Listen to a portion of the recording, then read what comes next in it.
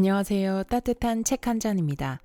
오늘 여러분에게 읽어드릴 책은 돈의 속성, 지은이 김승호, 발행 스노우폭스 북스입니다. 최상위 부자 김승호 회장이 직접 밝히는 돈의 통찰과 철학, 맨손에서 종잣돈을 만들고 돈을 불리는 75가지 방법, 매출 2조 원대 스노우폭스 김승호 회장이 말하는 돈의 속성 완결판, 맨손에서 만들어낸 종잣돈으로 돈 버는 방법을 알려줍니다.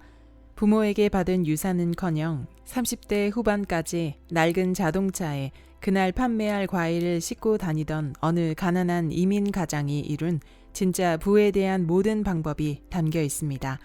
종잣돈 1,000만 원을 만들고 그 돈을 1억 원, 10억 원, 100억 원, 수천억 원이 될 때까지 돈을 관리하며 터득한 돈이 가진 속성을 정리한 안내서입니다. 진짜 부자가 된 실제 인물이 말해주는 진짜 돈 만들기에 대한 책입니다. 저자는 돈의 특성을 매우 특이하게 정의했는데 바로 인격체라고 지칭한 것입니다. 돈을 너무 사랑해서 집안에만 가둬놓으면 기회만 있으면 나가버리려고 할 것이고 다른 돈에게 주인이 구두쇠니 오지 말라고 할 것입니다. 자신을 존중해주지 않는 사람을 부자가 되게 하는데 협조도 하지 않습니다. 가치 있는 곳과 좋은 일에 쓰인 돈은 그 대우에 감동해 다시 다른 돈을 데리고 주인을 찾을 것이고 술집이나 도박에 자신을 사용하면 비참한 마음에 등을 돌리는 게 돈입니다. 옛말에 고기를 주기보다 고기를 낚는 법을 주라고 했습니다. 우리는 모두 각기 다른 환경에 놓여 있습니다. 지적 수준이 다르며 경제적 상황 역시 다릅니다. 그러니 누군가에게 이득이 된 방법이라고 나에게 이득이 될 수는 없습니다. 우리는 이 책 돈의 속성을 통해 돈을 만들고 지키고 기르는 한 명의 농부가 되는 방법을 배워야 할 것입니다. 그럼 지금부터 본문 일부를 낭독해 드리겠습니다.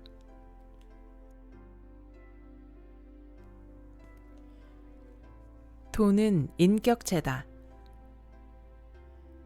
돈은 인격체다.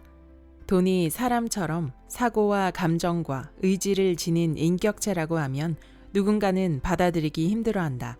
인격체란 스스로 생각하고 자아를 가진 개별적 실체를 뜻하기 때문이다. 돈은 스스로 생각하지도 움직이지도 않으며 단지 숫자로 이루어졌을 뿐이니 왠지 억지처럼 느껴질 수 있다. 하지만 비즈니스에서는 회사도 인격을 부여받는다. 바로 법인이다. 여기에는 인이 붙는다. 법인은 사람과 동일하게 소송을 하고 소송을 당하기도 하며 하나의 주체처럼 개인과 싸우거나 협의하거나 협력할 수 있다. 돈은 법인보다 더 정교하고 구체적인 인격체다. 어떤 돈은 사람과 같이 어울리기 좋아하고 몰려다니며 어떤 돈은 숨어서 평생을 지내기도 한다. 자기들끼리 주로 가는 곳이 따로 있고 유행에 따라 모이고 흩어진다. 자기를 소중히 여기는 사람에게 붙어 있기를 좋아하고 함부로 대하는 사람에겐 패가 망신의 보복을 퍼붓기도 한다. 작은 돈을 함부로 하는 사람에게선 큰 돈이 몰려서 떠나고 자신에게 합당한 대우를 하는 사람 곁에서는 자식을 낳기도 한다. 이처럼 돈은 인격체가 가진 품성을 그대로 갖고 있기에 함부로 대하는 사람에겐 돈이 다가가지 않는다. 이런 돈의 특성 때문에 나는 돈을 인격체라고 부른다. 이 글 안에서도 돈을 인격체로 대하는 듯한 문장이 계속 나올 것이니 독자 여러분은 이해해 주기 바란다. 내가 풍족한 부를 이루는데 성공한 것은 돈을 스스로 감정을 가진 인격체로 대하며 돈과 함께 사는 법을 배웠기 때문이다. 돈을 너무 사랑해서 집안에만 가둬놓으면 기회만 있으면 나가려고 할 것이고 다른 돈에게 주인이 구두쇠니 오지 마라 할 것이다. 자신을 존중해 주지 않는 사람을 부자가 되게 하는데 협조도 하지 않는다. 가치 있는 곳과 좋은 일에 쓰인 돈은 그 대우에 감동해 다시 다른 돈을 데리고 주인을 찾을 것이고 술집이나 도박에 자신을 사용하면 비참한 마음에 등을 돌릴 것이다. 돈은 감정을 가진 실체라서 사랑하되 지나치면 안 되고 품을 때 품더라도 가야 할 땐 보내줘야 하며 절대로 무시하거나 함부로 대해서는 안 된다. 오히려 존중하고 감사해야 한다. 이런 마음을 가진 사람에게 돈은 항상 기회를 주고 다가오고 보호하려 한다. 돈은 당신을 언제든 지켜보고 있다. 다행히 돈은 뒤끝이 없어서 과거 행동에 상관없이 오늘부터 자신을 존중해주면 모든 것을 잊고 당신을 존중해 줄 것이다. 돈을 인격체로 받아들이고 깊은 우정을 나눈 친구처럼 대하면 된다. 그렇게 마음먹은 순간 돈에 대한 태도는 완전히 바뀌기 시작한다. 작은 돈을 절대 함부로 하지 않게 되고 큰 돈은 마땅히 보내야 할 곳에 보내주게 된다. 사치하거나 허세를 부리기 위해 친구를 이용하지 않고 좋은 곳에 친구를 데려다 주려 할 것이기 때문이다. 품 안의 돈을 기품 있는 곳에 사용하며 사랑하는 사람과 보호해야 할 가치가 있는 곳에 사용할 것이다. 이를 지켜보고 있는 돈도 더 많은 친구들을 옆에 불러들일 것이다. 내가 돈의 노예가 되는 일도 없고 돈도 나의 소유물이 아니므로 서로 상하 관계가 아닌 깊은 존중을 갖춘 형태로 함께 하게 된다. 이것이 진정한 부의 모습이다. 납치나 폭력 혹은 불법을 통해 권력자나 졸부 품으로 들어간 돈은 언제든 탈옥할 날만을 기다리거나 그 주인을 해치고 빠져나오기 마련이니 위험한 돈과 친해질 생각도 지워야 한다. 돈이 인격체라는 것을 알아차리고 받아들이는 순간부터 당신의 평생 부자 인생길이 열리는 것이다.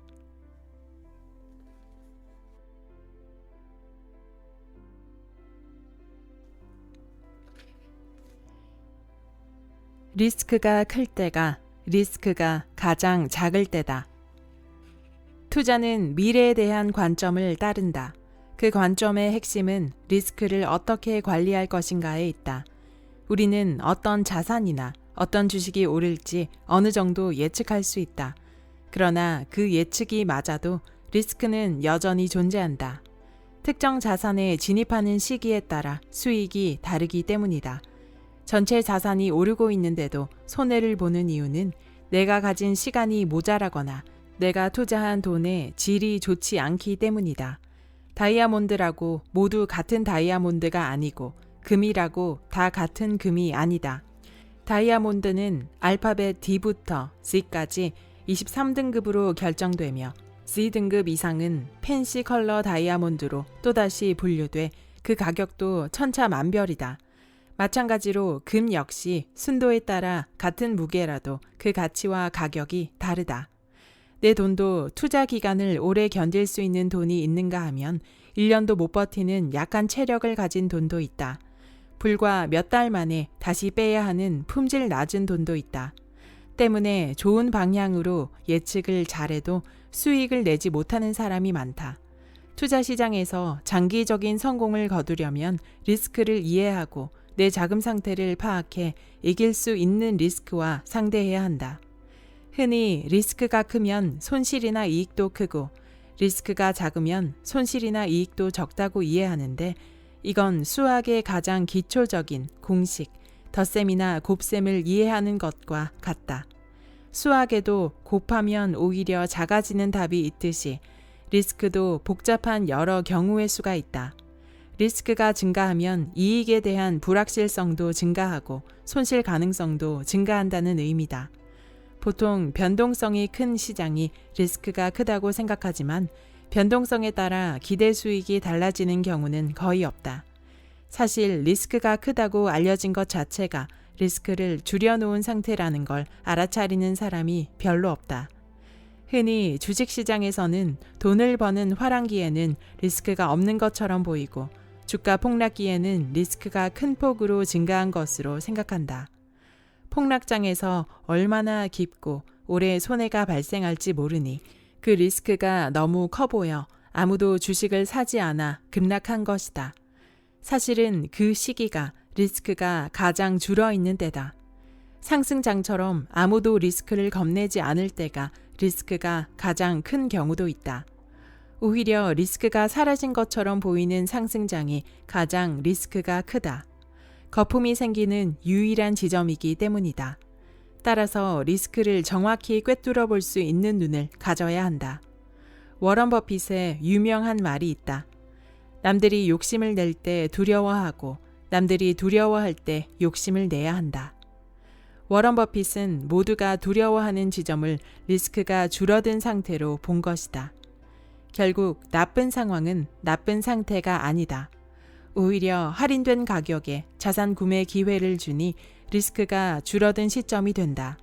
리스크가 무서워 아무도 매입하지 않는 순간이 리스크가 가장 적은 순간이 되는 것이다. 역설적이지만 비행기가 가장 안전한 때는 비행기 사고가 나고 일주일이 지났을 때다. 모든 항공사가 정비 점검을 더욱 철저히 하는 시점이기 때문이다. 리스크의 특성 중 하나는 과거 사례가 미래에 영향을 주지 않는다는 점이다. 패턴을 찾는 사람들은 새로운 미래, 아직 일어나지 않은 상황을 고려하지 않는다. 새로운 일이 벌어지면 이 상황을 과거의 일과 묶어 다시 해석할 뿐이다. 그러나 언제나 세상에는 역사에 없던 최악의 상황이 일어난다. 그리고 투자 세계에서 이를 대비하지 않는 사람은 사라지게 되어 있다. 또한 리스크는 정기적인 모습을 가진 채 비정기적으로 나타난다. 평균 10년에 한 번, 평균 30% 하락과 같은 용어는 리스크를 이해하는데 가장 방해가 되는 데이터다. 평균이라는 말처럼 실속 없는 것이 없다. 때때로 평균은 아무 의미가 없거나 사실을 왜곡하고 있기 때문이다. 그래서 리스크를 이해한다는 건 패턴과 분석에 의한 가정이 아니라 리스크에 대한 철학적 접근이라고 보는 것이 더 합리적이다. 욕심은 리스크를 낳는다. 이 욕심이 대중에게 옮겨 붙으면 낙관이라는 거품이 만들어진다. 거품은 폭락을 낳는다. 그러나 자포자기하고 두려움에 떠는 시기가 오면 봄이 오고 해가 뜬다. 이건 굳이 통계나 패턴으로 증명하지 않아도 인문학적인 지식으로 알 수 있다. 모든 욕심의 끝은 몰락을 품고 있다. 그리고 모든 절망은 희망을 품고 있음을 기억해야 한다.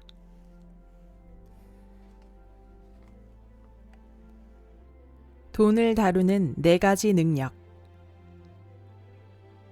경제 활동을 하는 모든 사람은 돈에 있어 4가지 능력에 따라 자산이 늘어난다. 이 중에 하나만 갖고 있는 사람도 있고 넷을 모두 갖고 있는 사람도 있다. 이 능력은 돈을 버는 능력, 모으는 능력, 유지하는 능력, 쓰는 능력으로 나뉜다. 돈을 버는 능력을 가진 사람을 부자라 부르지만 부자가 부를 유지하려면 이 4가지 능력을 모두 갖추고 있어야 한다. 이 능력 중에 하나라도 있으면 부자가 될 수 있다. 그러나 부를 계속 유지할 수는 없다. 그리고 이 능력은 각기 다른 능력이다. 그러니 각기 다른 방식으로 배워야 한다. 돈을 버는 능력을 가진 사람들은 우리 눈에 쉽게 보인다. 이 능력은 밖으로 드러나 보이기 때문이다. 이 능력을 가진 사람은 대부분 진취적이고 사업에 능통하며 세일즈를 잘하는 유능한 사람이다. 낙천적이고 포기하지 않아 사업가들 중에 이런 사람이 많다. 전문직에 종사하며 성실하고 똑똑한 사람들도 이 능력이 있다. 특히 사업가들 중에는 이 능력만 유난히 뛰어난 사람이 많다. 하지만 이런 사람들은 상대적으로 다른 능력이 부족해 오히려 빚을 지거나 사기를 당하거나 부하 직원들이 횡령을 해도 모를 정도로 벌어놓은 재산을 관리하는데 미숙한 면이 많다.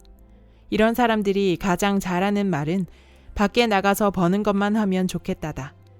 회계적인 문제나 투자 세부 문제, 재무제표를 읽고 이해하는 것을 아주 힘들어하고 방관하기 일수다. 이런 사람들은 재산을 모은 후 뭉칫돈으로 날린다. 세금 보고를 허술히 하거나 복잡한 투자 지출 문제에 봉착하면 믿고 맡긴다는 듯한 호인의 태도를 취하지만 사실은 귀찮고 이해를 못하기 때문이다. 또한 많은 사람에게 돈을 어떻게 벌어야 하냐는 질문을 받지만 그 질문을 받는 당사자조차 자기가 많이 벌고 있다는 것을 인지 못하는 경우도 많다. 항상 이것저것 내고 나면 아무것도 남는 것 같지 않아서 많은 돈을 벌면서도 버는 느낌이 들지 않기 때문이다. 돈을 모으는 능력은 돈을 버는 능력과는 또 다른 능력이다. 돈을 잘 번다고 돈을 잘 모으는 것은 아니다. 돈을 모으려면 자산의 균형을 맞추고 세밀한 지출 관리 능력이 있어야 하기 때문이다. 더불어 영수증 처리, 물품 관리 같은 사소한 것부터 세율, 이자, 투자, 환율과 관련된 지식과 이해를 가져야 하고 재정 분리, 지출 관리에도 소홀함이 없어야 가능하다. 그뿐만 아니라 돈을 대하는 태도 자체가 올곧아야 한다. 작은 돈을 함부로 하면 안 되고 큰 돈은 마땅히 보내야 할 곳에 보낼 수 있어야 한다. 작은 돈을 함부로 하면 주변이 그를 따라서 돈을 함부로 하고 마땅히 풀어야 할 때 큰 돈을 풀지 않으면 주위에 사람이 떠난다. 사람이 떠날 때는 돈도 갖고 떠난다. 그래서 돈을 모으는 능력은 인품에 따라 차이가 난다. 단호함과 너그러움이 같이 있어야 한다. 돈을 벌어도 모을 줄 모르면 밑빠진 독과 다를 바 없다. 아무리 많이 벌어도 구멍이 새고 있으면 언젠가 빈 항아리가 될 수밖에 없다. 돈을 유지하는 능력은 돈을 벌 줄 아는 사람이 돈을 모으는 능력을 얻은 후에 모아놓은 재산을 지키기 위해 반드시 필요한 능력이다. 이 또한 버는 능력이나 모으는 능력과는 완전히 별개의 능력이다. 재산을 지키는 일은 가장 힘든 일 중에 하나다. 성을 공격하는 것보다 지키는 것이 더 힘든 것과 같은 이치다. 이때는 자산가라는 이유로 대우도 받고 이름도 알려져서 사치와 허영이 문 밖에 항상 대기하고 있다. 자신과 걸맞은 집, 차, 음식, 친구, 명품을 찾기 시작한다. 금융, 정치, 경제를 보는 눈도 일반인들과 다르다고 생각하기 시작하고 더 이상 선생을 구하지 않고 스스로 선생이 되거나 어른 행세를 시작하기 좋은 때다. 자산이 허물어지는 것은 한순간이다. 집을 짓는 데는 3년이 걸려도 허무는 데는 하루면 끝이다. 자산을 가진 사람이 자산을 유지 못하는 가장 큰 이유는 올바르게 투자돼 있어야 할 자산을 관리하지 못한 탓이다. 세상에서 투자는 가장 힘들다. 아무것도 하지 않는 것은 가장 나쁜 투자다. 그러니 아무것도 안 할 수도 없는 일이다. 투자는 열심히 하는 것으로 대신할 수 없는 분야다. 통찰과 거시적 안목이 함께해야 하고 들어감과 나옴의 기준이 있어야 한다. 순식간에 성벽이 무너져 내릴 수 있기에 그렇다. 마지막으로 돈을 쓰는 능력은 고도의 정치 기술과 같다. 검소하되 인색하면 안 된다. 나는 검소한 삶을 살아야 하지만 가족이나 주변에 강요하면 안 된다. 직원에게 강요해서도 안 된다. 부자인 나도 이렇게 아끼는데 너도 아껴야 하지 않겠어? 라는 말은 교훈이 아니다. 삶의 가치가 다를 뿐이다. 지출해야 할 것은 반드시 기일을 지켜 지출하고 늦거나 미루면 안 된다.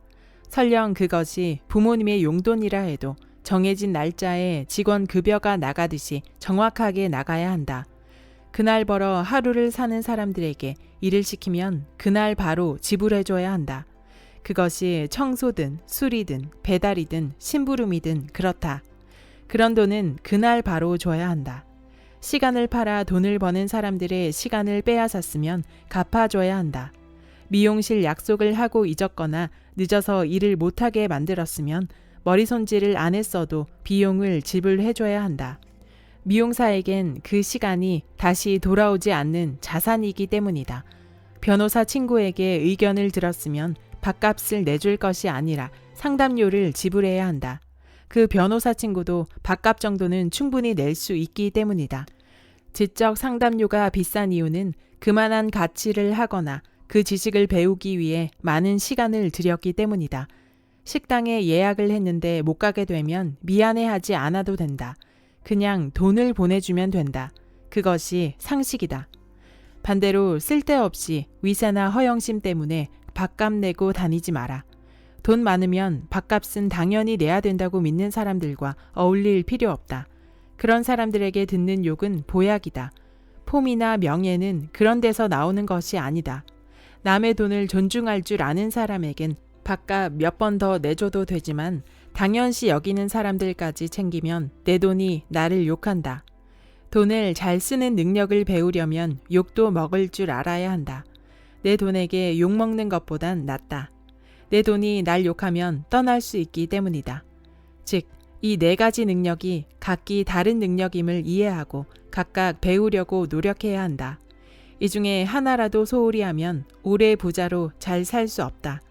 잠깐 부자가 된 맛은 느낄 수 있을지는 모르지만 정말 그렇게 되면 오히려 그 비참함이 더 커진다.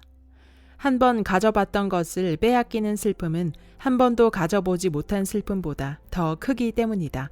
많이 벌어서 잘 모으고 잘 지키고 잘 쓰는 행복한 부자가 되기 바란다.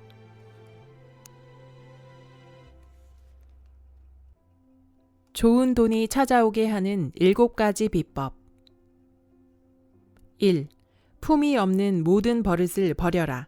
욕을 하고 투덜거리는 것, 경박한 자세로 앉아있는 것, 남을 비웃는 것, 지저분한 차림, 약속에 늦거나 변경하는 일 등의 이런 모든 행동은 품이 없는 짓이다. 2. 도움을 구하는데 망설이지 마라. 묻고 요청하고 찾아가고 부탁하라. 반드시 물음에 답을 주고 도움을 주고 반기는 사람이 있다. 3. 희생을 할 각오를 해라. 작은 목표에는 작은 희생이 따르고 큰 목표에는 큰 희생이 따른다. 공부를 위해서는 잠을 포기해야 하고 돈을 모으기 위해선 더 많은 시간을 일해야 한다. 4. 기록하고 정리하라. 투자 내역, 정보, 갑자기 생각난 아이디어, 명함, 사이트 암호들, 구매 기록 등을 모두 정리하거나 기억하라. 이것은 재산이며 동시에 당신을 보호한다. 5. 장기 목표를 가져라. 산을 오르려면 봉우리가 보여야 한다. 즉각적인 자극에 유혹당하지 말고 평생 지킬 만한 가치를 찾아라. 6. 제발 모두에게 사랑받을 생각을 버려라. 눈치 보지 말고 비난에 의연하고 무리와 어울리는 것에 목숨을 걸지 마라. 진정한 친구는 2명도 많고 가족의 지지가 모든 것의 기초다. 부정적인 사람과 결별하고 당신보다 나은 사람들과 어울려라. 7. 시간이 많다고 생각하지 마라.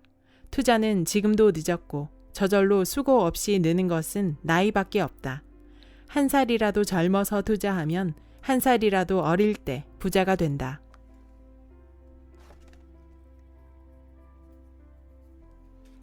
김승호의 투자 원칙과 기준. 1. 빨리 돈을 버는 모든 일을 멀리한다. 2. 생명에 해를 입히는 모든 일에 투자하지 않는다. 3. 투자를 하지 않는 일을 하지 않는다. 4. 시간으로 돈을 벌고 돈을 벌어 시간을 산다. 5. 쫓아가지 않는다. 6. 위험에 투자하고 가치를 따라가고 탐욕으로부터 도망간다. 7. 주식은 5년, 부동산은 10년.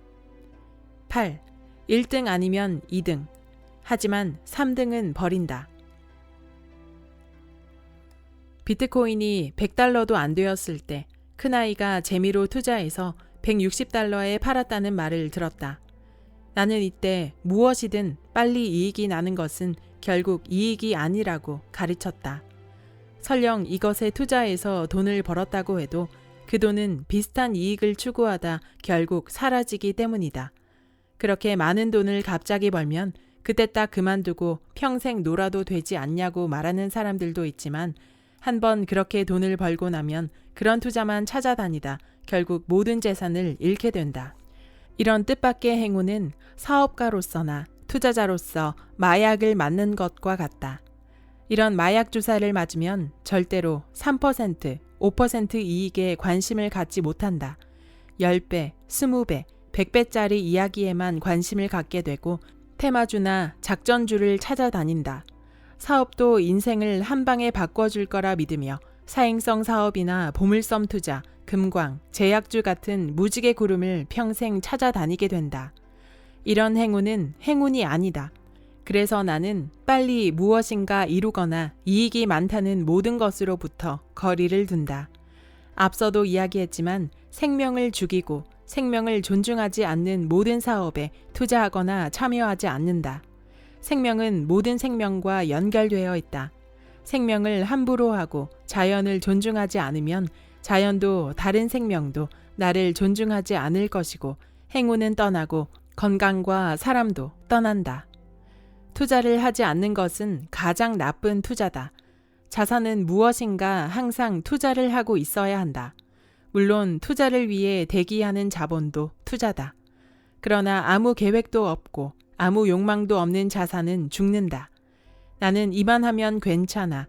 이 정도 햇빛이면 나는 충분해. 하고 말하는 나무는 없다.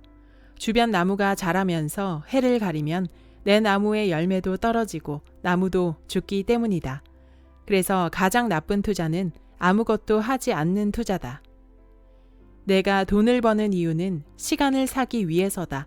나는 내 자산으로 나의 인생을 나에게 선물한 사람이다. 내가 무엇을 하든 하지 않든 모두 내 자유다. 모든 시간을 나를 위해 쓸 수 있으니 무엇이든 공부할 수 있고 필요한 모든 것을 구할 수 있다. 주변의 정보를 확인하고 의견을 구할 수 있는 최고의 전문가들을 고용할 수 있는 힘이 생긴다. 자본이 생길수록 투자 대상의 정보의 양과 질이 달라진다. 더 좋은 자산 투자 구조들이 생겨난다. 돈을 벌어 시간을 샀더니 시간이 나를 공부시키고 전문가를 만나게 하고 더 좋은 정보를 얻을 수 있게 해준다. 이 선순환은 계속 돌아갈 수 있다. 나는 부동산을 사든 주식을 사든 절대로 따라가지 않는다. 매물에 어떤 호재가 있다 해도 내가 계산한 내 가격대로 제시하고 기다린다. 내가 정한 가격이 내 자본의 크기와 임대 이익률에 기준할 뿐 상대가 부르는 가격은 전혀 중요하지 않다. 내가 제시하는 가격에 모욕을 느끼는 셀러도 있지만 내가 그 가격에 사면 그 모욕을 내가 당하게 된다. 아님 말고 정신이다. 주식도 내가 원하는 가격에 다다르면 지정가로 산다. 굳이 쫓아가서 매달리지 않는다. 배당률을 확인하고 적정 가격을 산정하고 한 달이고 두 달이고 1년이고 기다린다. 매번 시장에서 이익을 남길 필요는 없다. 다른 사람의 이익을 나의 손실로 생각하지 않는다. 다음 매물에서 이익을 남겨도 되기 때문이다. 흥정이 오지 않으면 흥정을 하지 않는다. 매정한 애인이다. 아님 말고다. 젊어서는 가끔 경매장에 가서 의자, 냉장고, 불도저, 심지어 말도 사온 적이 있다. 그때도 여전히 내가 원하는 가격을 정해놓고 그 가격을 넘어가면 냉정하게 돌아섰다. 200달러짜리 말을 사온 날도 있고 6만 달러짜리 불도저를 1만 2천 달러에 사온 날도 있다. 아님 말고 정신으로 말이다. 나는 귀신이나 자연재해 같은 것에 대해 두려움은커녕 오히려 매력을 느낀다. 중학교에 입학하자마자 선배에게 들은 이야기가 있어 토요일 밤 12시에 학교 공동 화장실을 뒤지고 다닌 적이 있다. 빨간 종이나 파란 종이를 주는 귀신이 있는지 궁금했기 때문이다. 손전등 하나 들고 1반부터 10반 교실과 화장실을 다 열어봤지만 귀신은 없었다. 언젠가는 폭풍과 토네이도가 보고 싶어서 진지하게 따라가 볼까 하다가 아내의 만류로 그만두기도 했다. 지금도 활화산 터지는 모습과 알래스카 얼음벽이 무너지는 현장을 보고 싶은 마음이 강렬하다. 혼자 산속에서 야영을 하는 것도 무서워하지 않는다. 상상의 공포나 자연이 주는 공포를 느껴보고 싶지만 사실 이런 일은 나에게 그다지 공포심을 주지 않는 게 문제다. 오히려 주식 폭락이 귀신이나 폭풍보다 무섭다. 그런데 이런 불경기나 공황보다 더 무서운 것은 탐욕과 거품이다. 그래서 공포는 살살 따라다니고 탐욕이 오면 멀리 도망간다. 시장이 아무리 좋지 않아도 5년이면 회전한다. 정부도 바뀌고 산업도 바뀌기 때문이다. 부동산은 한 번 사면 파는 것이 아니라 배웠다. 팔려는 생각이면 차라리 주식이 낫다. 그래서 10년은 가지고 있어 본다. 아직 어떤 것도 판 적이 없다. 지나고 보면 항상 팔지 않기를 잘했다는 생각이 든다. 나는 주식이든 부동산이든 평생 팔 필요가 없는 상품을 찾는다. 어떤 업종이든 그 업종에서 1등이 되면 가격 결정권을 가진다. 업계를 리딩하는 사람의 특권이다. 나는 부동산이든 주식이든 1등을 찾는다. 부동산을 살 때는 그 도시에서 가장 비싼 지역을 고르고 주식을 사면 해당 업계에 1등 주식을 산다. 펩시를 사느니 코카콜라를 사고 마스터카드보단 비자를 산다. 웰스파고보단 JP 모간을 사지만 1등을 넘보는 2등도 주목한다. 월마트보단 코스트코와 같이 1등을 괴롭히는 2등에도 투자한다. 늙은 사자를 대신할 젊은 사자가 될 수 있기 때문이다. 하지만 3등에겐 냉정하다. 내 시상대에는 3등 자리가 아예 없다. 자식을 부자로 만드는 방법. 문제는 이 방법을 듣고도 대부분의 부모가 자식에게 이 방법을 전달하지 않는다는 거다. 이건 거의 확실하다. 이 비법을 전달하고 응원하는 사람이라면 본인이 이미 그렇게 하고 있기 때문이다. 최근 초중고 장래희망 조사에서 아이돌, 유튜버, 건물주, 운동선수가 나오고 있다. 고학년일수록 교사, 교수, 공무원 같은 안정적인 직업이 아이들의 희망이라고 한다. 결국 이 꿈은 돈을 많이 벌거나 돈을 안정적으로 벌고 싶다는 꿈이다. 만약 자녀가 공부를 그다지 좋아하지 않고 시키지 않으면 공부를 하지 않는다면 이런 자녀를 위한 근사한 직업이 하나 있다. 이 직업은 고집이 있어야 하고 대항하고 저항하고 아니요 싫어요를 할 수 있는 자녀에게 적합하다. 바로 기업가다. 이런 자녀들에게 이 모든 것을 할 수 있는 직업으로 기업가가 있다는 것을 알려주고 싶다. 기업가가 되면 다양한 직업에 종사하는 사람들을 고용하는 사람이 되거나 그들과 함께 일하는 사람이 된다. 자녀에게 기업가가 되는 법을 가르치려면 어릴 때부터 증권통장을 하나 만들어주는 것이 시작이다. 중학생 정도면 아주 좋고 대학생 자녀도 좋다.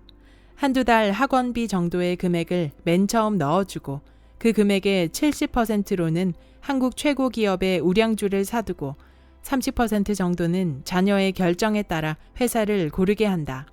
자녀들이 사용하는 브랜드 중에 그들 사이에서 인기 있는 제품이나 서비스가 제공되는 곳이 있을 것이다. 자녀와 토론을 통해 그런 종목을 산다. 이 기회를 통해 자녀에게 증권, 브랜드, 회사 가치, 배당 같은 경제 용어를 가르친다. 주가가 오르거나 내리면 서로 시황을 놓고 분석도 해본다. 실제로 직접 증권을 사서 자기 계좌에서 일어나는 현금 변화를 보면서 해당 회사들과 경제를 배우는 것과 그냥 이론으로 배우는 것은 천지 차이다. 이 방법을 자녀들이 따라오고 흥미를 느끼기만 한다면 그런 자녀들은 사업의 천재로 키울 수 있다. 음악이나 운동 혹은 공부에만 천재가 있는 것이 아니다. 사업도 가르치면 천재가 될 수 있다. 다른 아이들이 애플사의 새 전화기를 기다릴 때 내 자녀와 애플 회사의 배당 정책과 자사주 매입 동향 및 신제품 판매 예상액에 대해 이야기한다면 이 자녀는 정치, 경제, 사회의 모든 이면을 바라볼 수 있는 것이다. 놀이도 판돈이 걸려 있어야 흥미가 생기듯 자녀에게 증권 계좌가 있어야 이 모든 것이 보인다. 주식 투자는 단순한 투자 문제가 아니다. 사업을 이해하고 국가와 세계 경제를 이해하고 회사의 경영 시스템이 움직이는 것을 현장에서 볼 수 있게 하는 도구다. 한국의 존 리 대표의 제안처럼 사교육비로 돈을 쓰느니 차라리 그 돈을 아이가 어렸을 때부터 증권 계좌 안에 넣어두면 아이가 대학 갈 때 학비로 쓸 수도 있고 창업을 할 수도 있을 만한 돈이 모일 것이다. 만약 자녀가 창업이나 사업을 하고 싶어 하면 그에 맞는 공부도 저절로 찾아서 하게 된다. 그들은 왜 수학이 필요하고 영어가 필요한지 몰랐을 뿐이다. 자기 스스로 대학 교육이 필요하다고 느끼면 대학을 간다 할 것이다. 무엇이든 필요하다고 느끼면 알아서 공부하게 된다. 기업인들의 강연에 데리고 다니고 주주총회에 참여하고 박람회나 기업체 방문을 통해 경영자의 꿈을 가질 수 있도록 격려하라. 한국 청년들은 창의적이며 뛰어난 실험 정신을 갖고 있다. 그럼에도 부모들은 자신의 실패를 교훈 삼아 오히려 도전을 포기한 삶을 살기를 바란다. 그래서 나온 방안이 결국 공부 잘해서 대기업에 취직하거나 전문직에 안착하는 것을 목표로 주는 것이다. 젊은이들의 가능성은 무한하다. 부모들은 자기 자녀의 가능성을 너무 과소평가하고 있다. 한 젊은이가 마음 먹으면 무엇을 할 수 있는지, 어떤 가능성이 있는지 감히 짐작도 못한다. 부모의 포기를 자녀에게 물려주지 마라. 나는 범죄에 연루된 일이 아니라면 아이가 무엇을 하든 상관하지 않는다. 자기가 좋아하고 자기가 하고 싶은 일을 하고 사는 것이 인생이다. 어디까지 갈지 모르는 한 아이가 고작 대기업 직장인이 꾸민 목표에 동참하게 하지 말기 바란다. 이스라엘은 국가와 사회와 대학이 앞장서서 창업을 하겠다는 청년들을 적극 돕는다. 이스라엘 청년들의 꿈은 미국 나스닥 상장이다. 이미 나스닥에는 수도 없는 이스라엘 회사들이 상장하고 있다. 무려 40%의 회사가 이스라엘인 소유다. 왜 한국 청년들은 미국 나스닥 상장을 꿈꾸지 않고 건물주가 꿈일까? 부모의 잘못이다. 이스라엘 사람들은 특이한 도전 정신을 후츠파 정신이라고 부르는데, 후츠파란 뻔뻔하고 당돌하고 저돌적이고 도전적인 정신을 뜻한다. 당신 자녀와 딱 맞지 않는가? 집안에 뻔뻔하고 당돌하고 말 안 듣고 건방진 자녀가 한 명씩은 있을 것이다. 어려서부터 형식과 권위에 얽매이지 않고 저항하고 따진다면 이 아이가 사업가가 될 아이다. 이런 아이에게 도전과 창업을 격려하고 실패를 두려워하지 않는 문화를 만들어주지 못했기에 유능하고 창의적인 아이들이 안정적인 공무원이나 교사가 꿈이 되어버린 것이다. 자식들의 이번 생일에는 기업가라고 적힌 근사한 명함을 선물해 주기 바란다. 자녀가 명함을 가지면 단박에 어른이 된다. 사회적 생산의 한 부분을 감당하는 구성원이기 때문이다. 저축과 투자 계좌를 만들어주고 듬뿍 격려를 하는 것만으로도 아이는 삶의 실체적 도전 정신을 가질 수 있다. 자기가 하고 싶은 것을 하면서 살 수 있고 도전과 실패를 이어갈 수 있는 부모의 지지가 있다면 반드시 성공할 것이다. 번번이 실패해도 한 번만 성공하면 된다. 만약 이렇게 자식을 기업가로 응원하고 지원하는 부모가 당신의 부모였더라면 당신도 지금 직장인이 아니라 그 회사 사장이 되지 않았을까? 어느 날 반드시 당신 자녀가 그동안 증권 계좌에 넣어둔 돈의 수백 배를 돌려주는 날이 있을 것이다.